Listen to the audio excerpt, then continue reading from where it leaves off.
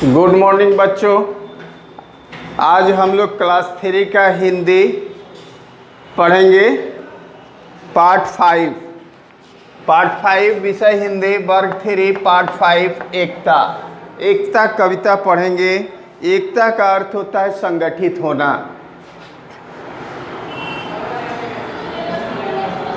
यहाँ है कि एकता जिस तरह वर्षा की बूंदें एक एक मिलकर क्या करती है, ताल तलैयों को भर देती है। माने नदियों ताल तलैये कुएं जितने भी नाले ये सभी को भर देते हैं। अब हम लोग एक कविता पढ़ना शुरू करेंगे। सभी अपना बुक निकालकर हमारे साथ कविता को पढ़ो। आती है वर्षा की बूंदें। वर्षा की बूंदें मेघ जब घिर जाते हैं तो वर्षा की बूंदें धरती पर गिरने लगती है। अलग अलग पर वे सब मिलकर, माने वर्षा की बूंदें अलग अलग होती हैं, लेकिन जब वो धरती पर पड़ती हैं तो सारी बूंदें क्या हो जाती हैं, एक साथ मिलकर वह विराट रूप ले लेती है। भर देते ताल तलैया, माने जितने भी नाले हैं, नलियां हैं, नदियां हैं, पोखरे हैं, ये सब क्या हो जाते हैं, ये भर जाते हैं। बहती धार नदी की बनकर। और ये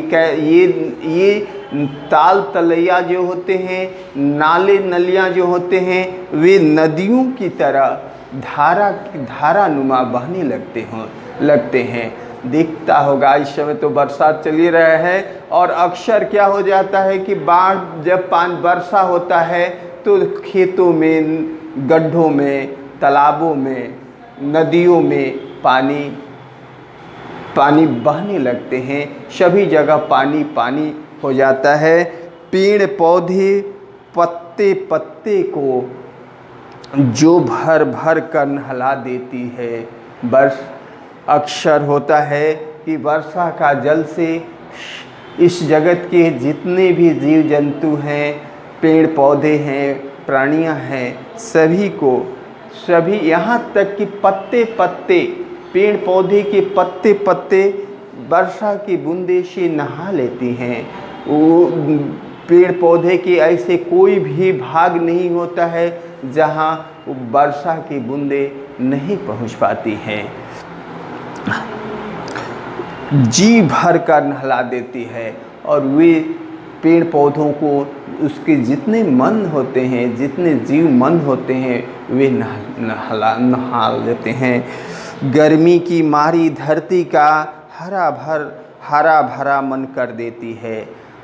जिस तरह धरती गर्मी में तप जाती है, गर्मी से धरती में तपन इतनी अधिक हो जाती है कि धरती व्याकुल हो जाती है। उस पर रहने वाले सारे जीव जंतु, पेड़ पौधे गर्मी से त्राही करने लगते हैं।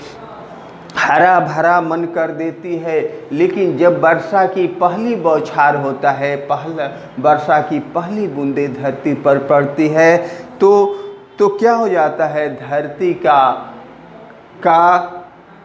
का मन जो होता है आनंदित हो जाता है, उसका मन पुलकित हो जाता है, हर्ष से गर्वित हो जाता है। लेकिन कभी कभी मिलकर वे रूप बाढ़ का भी ले लेती है। लेकिन कभी कभी वर्षा की यही बूंदें क्या हो जाती है कि बाढ़, नदियाँ अपने मार्ग भटक जाती है, नाले नलियाँ सारे अपने मार्ग से अवरुद्ध हो जाते हैं। वे नलियों से न होकर सड़कों से पानी बहने लगता है। नदियों का पानी खेतों में आ जाता है, शहरों में आ जाता है। तो ये हो जाता है कि जब हमारा वर्षा काफ़ी होने लगते हैं तो ये इसमें इतने पानी भर जाते हैं कि वे अपना मार्ग भी भूल जाते हैं और वे गलत मार्ग पर बहने लगते हैं। तो ये कवि यहाँ यही कह रहा है कि कभी कभी मिलकर वे रूप बाढ़ का भी ले लेती है। माने यही वर्षा की बूंदें कभी कभी ऐसा मिलकर संगठित हो जाती हैं कि इस धरती पर बाढ़ आ जाता है और लोग इस बाढ़ से अधिक बहुत ही जान माल की क्षति होती है। बस्ती की बस्ती डुबोकर अपने संग बहा ले जाती है और यही बूंदे वर्षा की बूंदे क्या होते हैं, बस्ती की बस्ती माने गाँव के गाँव, नगरों के नगर को क्या करते हैं, पानी में डुबो देते हैं और बहुत से घर, बहुत से मवेशियाँ उस धारा में उस धारा में क्या हो जाते हैं, बह जाते हैं। बल है बहुत एकता में, कवि कह रहा है कि जिस तरह वर्षा की बूंदें संगठित होकर एक विराट रूप ले लेती है, उसी तरह तुम लोग भी अगर आपस में संगठित हो जाओ तो यह संसार की कायाकल्प कर सकते हो। बल है बहुत एकता में, वह हित अनहित दोनों कर सकती है। अगर हम इस संगठन को अगर सदुपयोग करते हैं तो मानव सृष्टि का कल्याण हो जाता है, लेकिन यही संगठन का अगर हम दुरुपयोग करते हैं, हम गलत इस्तेमाल करते हैं,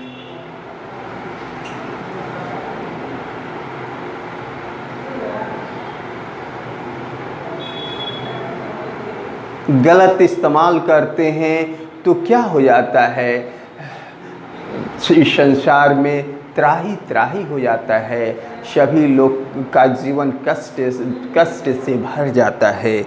तो कवि कह रहा है कि हम जो संगठित हों, एक हमारी में जो एकता हो वह दूसरों के लिए कल्याण करने के लिए हो, बल्कि वह दूसरों को कष्ट देने वाला न हो। किंतु एकता वही भली है जो सबके हित का साधन बनती। एकता वही श्रेष्ठ होता है, वही अच्छा होता है, वही भला होता है जो दूसरे को कल्याण करे, दूसरे के हित को ध्यान में रखे कि कहीं उसका कोई क्षति न हो जाए। और इस तरह इस कविता का अर्थ पूरा हुआ, कविता समाप्त हुआ। Thank you. अब हम तुम लोगों को शब्दार्थ माने इसके कठिन जो शब्द दिए गए हैं उसको हम लिखवा दे रहे हैं। तुम लोग अपने कॉपी पर लिख लो, कॉपी निकाल लीजिए और हमारा लिखना शुरू कीजिए।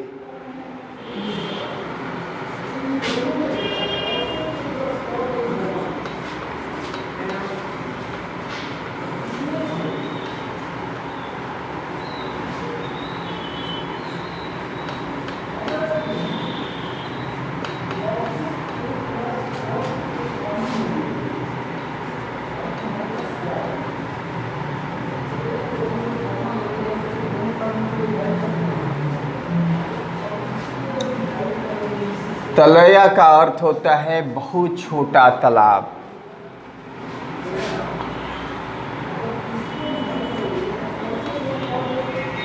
धार का अर्थ होता है धारा।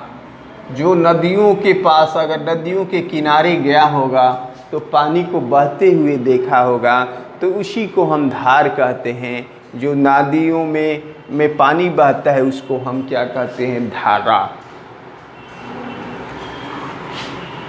रूप का अर्थ होता है शकल। अक्सर तुम्हारे घर में उसका रूप अच्छा है, सुंदर है, तो अक्सर रूप का नाम लिया जाता है, तो रूप का अर्थ होता है शकल।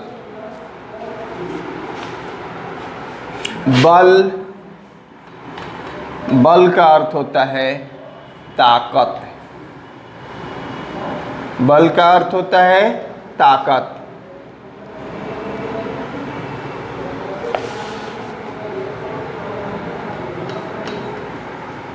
हित का अर्थ होता है भला, अच्छा।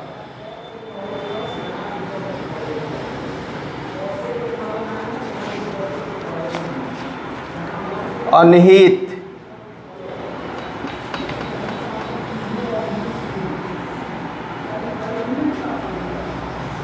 अनहित का अर्थ होता है बुरा, हानि,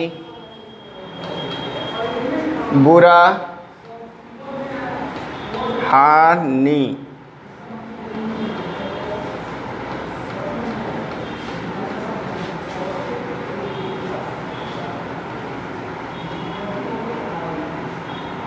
भली,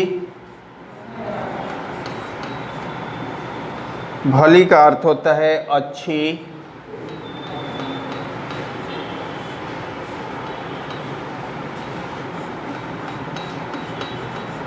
साधन,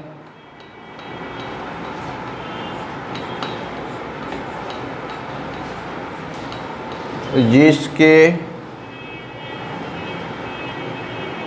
द्वारा कोई कार्य किया जाता है, कार्य किया जाता है। तो ये शब्दार्थ हो गया। तलया का अर्थ होता है बहुत छोटा तालाब, जो बहुत छोटा तालाब हो, जैसे गड्ढा लोग तालाब बनाते हैं। धारा, धार का अर्थ होता है धारा। रूप का अर्थ होता है सकल। बल का अर्थ होता है ताकत। हित का अर्थ होता है भला, अच्छा। अनहित का अर्थ होता है बुरा, हानि। भली का अर्थ होता है अच्छी। साधन का अर्थ होता है जिसके द्वारा कोई कार्य किया जाता है। तो इस तरह से हम कठिन शब्दों का यहाँ हम उसका अर्थ लिखवा दिया गया। तुम लोग अपने कॉपी पर नोट कर लो। अब हम इसका प्रश्न का उत्तर लिखवा रहे हैं। हाँ, अब हम प्रश्न का उत्तर लिखवा रहे हैं। सभी बच्चे अपना कॉपी पर प्रश्न का उत्तर लिखिए। बताइए, प्रश्न है यह कविता किस ऋतु के बारे में है? चलिए, किस ऋतु के बारे में है? गर्मी के बारे में है कि जाड़ा के बारे में है कि वर्षा ऋतु के बारे में? तो उत्तर है यह कविता वर्षा ऋतु के बारे में है। माने यह कविता वर्षा ऋतु के बारे में बताया गया है। प्रश्न दूसरा है नदी की धारा कैसे बनती है? तो नदी की धारा कैसे बनती है? तो नदी की धारा बूंद बूंद, माने वर्षा की बूंद बूंद मिलकर नदी की धारा बनती है। बूंद बूंद मिलकर नदी की धारा बनती है। प्रश्न तीसरा है एकता क्या कर सकती है? माने एकता क्या कर सकती है? उत्तर है एकता सबका हित अनहित दोनों कर सकती है, बल्कि एकता का इस्तेमाल करने पर है। एकता अगर हम सही इस्तेमाल करते हैं तो सबका हित होता है, लेकिन अगर इसका दुरुपयोग कर देते हैं तो सबका अनहित हो जाता है। हाँ, अब हम लोग लिखिए, प्रश्न का उत्तर लिखेंगे। प्रश्न पहला है एकता के बल से क्या क्या हो सकता है? मैंने एकता के बल से क्या क्या हो सकता है? तो उत्तर है एकता के बल से जन कल्याण, भलाई, नदियों की धारा को मोड़ा जा सकता है। प्रश्न है वर्षा की बूंदें किस प्रकार हमारा अहित करती है? तो वर्षा की बूंद किस प्रकार हमारा अहित करती है? तो उत्तर है वर्षा की बूंदें मिलकर बाढ़ का रूप ले लेती है। बाढ़ का रूप ले लेती है और बस्ती की बस्तियां डुबोकर अपने साथ बहाकर ले जाती है। तो नदियां जो होती हैं, जब वह वर्षा की बूंदें एक साथ मिल जाती है तो ये क्या हो जाते हैं? अक्सर बरसात के दिनों में देखा होगा बाढ़ आ जाता है, गांव के गांव डूब जाते हैं, सड़क के सड़क डूब जाते हैं। तो सड़कें डूब जाती है तो नाव चलने लगता है और उसके साथ बहुत से घर, मवेशी, पशु, पेड़ पौधे सभी बह जाते हैं। प्रश्न है क कवि ने किस एकता को भला कहा है, माने किस एकता को भला कहा है, तो जिस एकता के द्वारा सबका हित हो, सबकी भलाई हो, सबका जन कल्याण हो, उसे भला कहा गया है। अब ये कविता की पंक्तियों को पूरा कीजिए। उसके बाद है लिखित के बाद प्रश्न है, कविता की पंक्तियों को पूरा कीजिए। आती है वर्षा की बूंदें। अब हमको अलग अलग यहाँ भरना है, कुछ पंक्तियों को यहाँ भरना है। तो यहाँ पर वे सब मिलकर, क्या भरेंगे, पर वे सब मिलकर। अब है यहाँ फिर कविता दिया हुआ है, भर देती है ताल तलैया। यहाँ फिर कुछ पंक्तियाँ यहाँ भरना है, डॉट डॉट का निशान दिया है। तो यहाँ हम भरेंगे बहती धार नदी की बनकर। यहाँ हम भरते हैं बहती धार नदी की बनकर। अब दूसरा है ख है, लेकिन कभी कभी मिलकर वे। अब यहाँ है कि कुछ पंक्तियाँ यहाँ डॉट डॉट का निशान है, तो उसको हम भरेंगे। वे रूप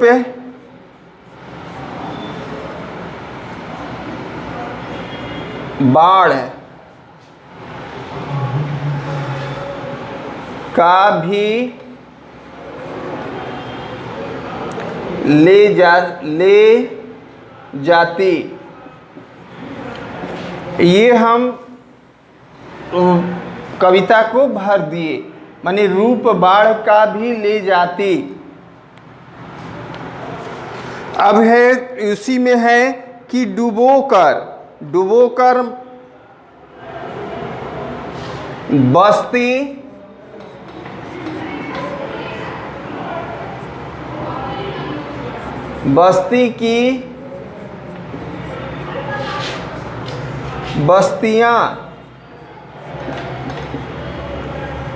बस्ती की बस्तियां डुबोकर। यहाँ हम अंडरलाइन दे देते हैं ताकि लगे कि हम भरे हुए हैं।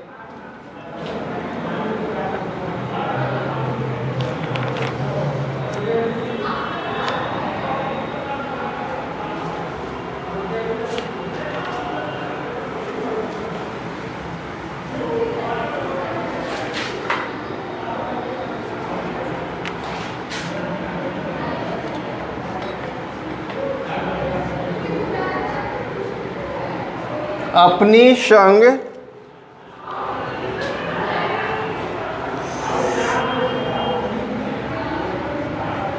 बहा ले जाती। तो यहाँ अपने संग बहा ले जाती। तो इस तरह से हम भर कर हम माने तुम लोग भी कॉपी पर इस तरह से अंडरलाइन कर देना, ताकि किसी को ये मालूम चले कि ये भरी हुई पंक्तियाँ खाली स्थान को भरा गया है। तो ये हम तुम लोगों को खाली पंक्तियों को लिखवा दिया गया, भर दिया गया। अब हम यहाँ है कि सही उत्तर के सामने तीर का निशान लगाइए। गर्मी की मारी धरती का अर्थ। अब यहाँ है 3 गो ऑप्शन है। गर्मी ने धरती को मारा, धरती गर्म हो गई, गर्मी से परेशान धरती। इसमें हमें कौन सही है कौन गलत है? तो गर्मी की मारी धरती का अर्थ है गर्मी से परेशान धरती। तीसरा में तीर का निशान लगा देंगे, ऊपर और नीचे क्रॉस का निशान लगा देंगे। पहला में क्रॉस, दूसरा में क्रॉस, तीसरा में सही, तीर का निशान लगा देंगे। अब ख है हरा भरा मन कर देते का अर्थ है। तो हरा भरा का मन का अर्थ क्या होता है? अब यहाँ है 3 ऑप्शन है पहला है धरती पर हरियाली ले आती है, धरती के मन को हरे रंग में भर देती है, धरती को उत्साह से भर देती है। तो हरा भरा मन माने इसमें कौन सही है, तो हमें यह देखना है कि कौन सही है। तो धरती का मन जो है हरे रंग से भर देती है, ये हमारा सही है, और दो गो क्या होता है, गलत है। तो हरा भरा का अर्थ होता है कि हमारे धरती का जो मन है, जो हृदय है, वह हरे रंग से भर जाती है। बरसात में अक्सर देखता होगा कि पूरी धरती पर हरियाली विराजमान हो जाती है, सभी जगह धरती हरी भरी हो जाती है। जिधर नज़र जाता है उधर घास ही घास या हरा ही हरा प्राकृतिक नज़र आती है। तो इस तरह से ये सही और गलत हम बता दिए तुमको। अब यहाँ है कि समानार्थक वृक्ष, यहाँ कुछ शब्द दिए गए हैं, समान अर्थ वाले शब्दों का समानार्थी शब्द कहते हैं। समानार्थी शब्द किसे कहते हैं, जो समान अर्थ देता हो। जैसे पेड़ का अर्थ होता है वृक्ष, तरु, पेड़ का समानार्थी क्या होता है, वृक्ष, तरु। तो ये उसी को हम समानार्थी शब्द कहते हैं, जिसका समान अर्थ हो उसी को समानार्थी शब्द कहा जाता है। जैसे वृक्ष है, यहाँ है तरु, डाली, पेड़। तो इसमें है कि जो समानार्थी नहीं है उसके सामने हम गोल निशान लगाते हैं, इस तरह से निशान लगा देंगे, गोल घेर देंगे। तो ये जहाँ अभी बताए हैं कि पेड़ का अर्थ होता है तरु और पेड़, तो ये तो दो गो सही है। तीसरा डाली है, तो डाली क्या है, गलत है, समानार्थी नहीं है, उसके समान नहीं हुआ। धरती का अर्थ होता है क्या होता है, धरा, वसुधा। ये धारा, यहाँ ये हम किस पर निशान गोल लगाएंगे, तो धारा पर। यहाँ ध्यान से देखो, ये दोनों का अर्थ होता है, यहाँ हम धारा माने जो होता है नदियों का धारा, तो इस पर हम गोल निशान लगा देंगे। यहाँ है नदी का अर्थ होता है सरिता भी होता है, तटनी भी होता है, नहर नहीं होता है, नहर पर हम गोल निशान लगा देते हैं। नहर उसको कहते हैं जो सिंचाई के लिए काट कर छोटे छोटे नदियों से बनाई जाती है, नदियों की उपशाखाओं को कहा जाता है। जो नदियों से निकाला जाता है मनुष्यों के द्वारा, उसको नहर कहा जाता है। जैसे हम लोगों के सोन नदी में अनेक नहरें हैं। ताल का अर्थ होता है तालाब, सरोवर। तो दो सही है, दो। अब कौन गलत है, तो नदी जो होता है वह ताल नहीं होती है, नदियाँ बहती हैं, जबकि तालाब का पानी एक जगह इकट्ठा रहता है, तालाब बहता नहीं है। तो तालाब का समानार्थी क्या है, ताल का समानार्थी क्या है, तालाब और सरोवर। तालाब का समानार्थी क्या है, तालाब और सरोवर। बल का अर्थ होता है साहस, बल का अर्थ होता है शक्ति, ताकत। माने इसमें तीन चीज दिया है, साहस, शक्ति और ताकत। तो हमें कौन सा समानार्थी शब्द है, तो बल का होता है शक्ति, ताकत। कौन हमारा गलत है, तो साहस गलत है, साहस के सामने गोल का निशान लगा देंगे। तो फिर से हम बता दे रहे हैं कि इस तीन को जो ऑप्शन दिया हुआ है, जिसमें एक गलत है, गलत के सामने गोल घेरा हम इस तरह से बनाते हैं। तो पहला में डाली होगा, दूसरा में धारा होगा, तीसरा में नहर होगा, चौथा में क्या होगा, नदी होगा, और पांचवा में साहस के सामने गोल घेरा लगा देंगे। अब यहाँ है कि पत्ता का मतलब होता है एक पत्ता। पत्ता का क्या अर्थ होता है? एक पत्ता। पत्ते का मतलब होता है एक से अधिक पत्ते। पत्ते का अर्थ होता है एक से अधिक पत्ते। एक को बताने वाले शब्द को एक वचन और एक से अधिक बताने वाले शब्द को हम क्या कहते हैं? बहुवचन। जो सिर्फ एक का बोध करता है उसे एक वचन कहते हैं, और जो बहुत सारे चीज़ों को बोध करता है, एक से अधिक का बोध करता है, उसे हम क्या कहते हैं? बहुवचन कहते हैं। जैसे पत्ता के पत्ते, नदी के नदियाँ, बूंद के बूंदे। नदी के क्या होगा? नदी के नदियाँ,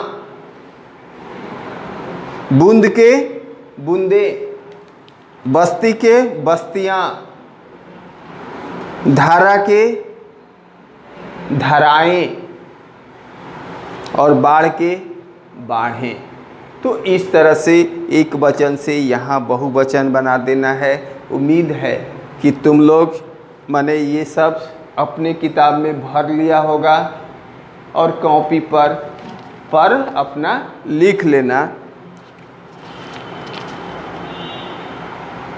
तो इस तरह से यह चैप्टर 5 चैप्टर समाप्त हो गया। उम्मीद है कि तुम लोग अपना पूरा कॉपी पर लिख लोगे। Thank you very much.